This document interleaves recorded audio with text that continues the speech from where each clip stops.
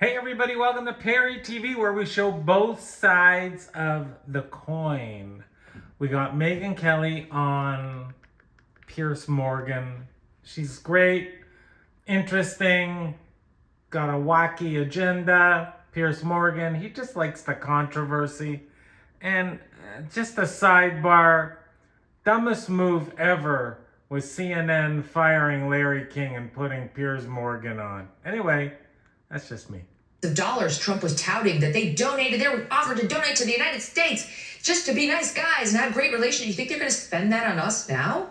They're going to spend it on themselves. They're going to rebuild massive portions of their own countries thanks to the bombing campaign unleashed against them because they were within reach by Iran, who couldn't reach us. So we've upset our allies. We've pleased Israel, although now they're upset there's a ceasefire. We've upset the American base. The Trump coalition that got him elected is completely fractured and in smithereens. That's not true. Piers, because he doesn't care. People that have voted for Trump 3 times, they still love him. Trump had to get reelected. He probably would have handled this a little differently. But he doesn't care that the Republicans are going to lose the midterms. I think he thought that was a foregone conclusion. And I don't think he cares that J.D. Vance or Marco Rubio wins the presidency next time around. I think there's a piece of Trump. Well, I agree with her on that one. Trump is doing what's right, what he thinks is right. The rest of us are going to be around to pick up the pieces. I mean, a fascinating assessment. I mean, I remember early on you picking up, as I did, on what Rubio had said about the reason why America went in, and then the immediate backtracking the next day when they panicked and realized they let the cat out of the bag. This was clearly a Netanyahu-driven operation. He had... Oh, again with this canard.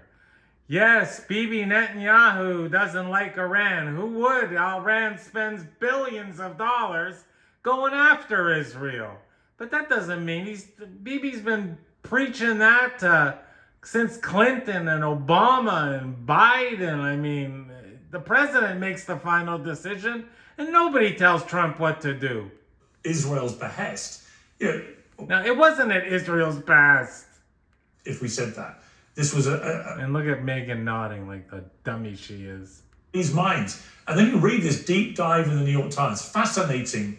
I mean, what's most fascinating to me?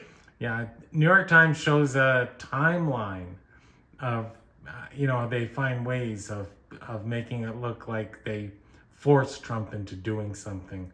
But the timeline actually shows that Trump asked his own people, they gave him what they thought, and then Trump makes a final decision. In there with it was like 2 equal partners. And he persuaded Trump in that room to go in.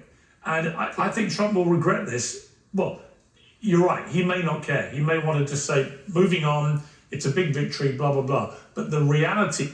The President of the United States does what he wants. That's how it is. That's why he got elected in a landslide. Actually, a bit of a humiliation, not militarily, because America can beat anyone when it comes to a military punch-up. But what Iran has now discovered is that as long as it can control the Strait of Hormuz, it can control the global economy, and therefore... No, only the Strait of Hormuz. Whether it's the Panama Canal, the Suez Canal, you have to pay to get through to get your oil through, and you can make a lot of money. If Iran was a normal country, they could charge people to go through the Strait of Hormuz. But since they're not, they just go through and they don't give them anything. But that's just shows how the way they are. And these are the people, and Piers is jumping on the kooky bandwagon. So let me know, because I show both sides. You'll never guess who I'm for. But I show both sides.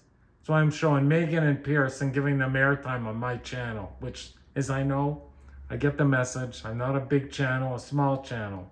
And I want to thank a few people that donated. Again, Freaky Winders, the Threatening Crew, and Coconut Head. Thank you so much for donating. I'm getting close to a laptop. So go to Ko-fi, send me a donation, a coffee. Every little bit counts. Have a wonderful day.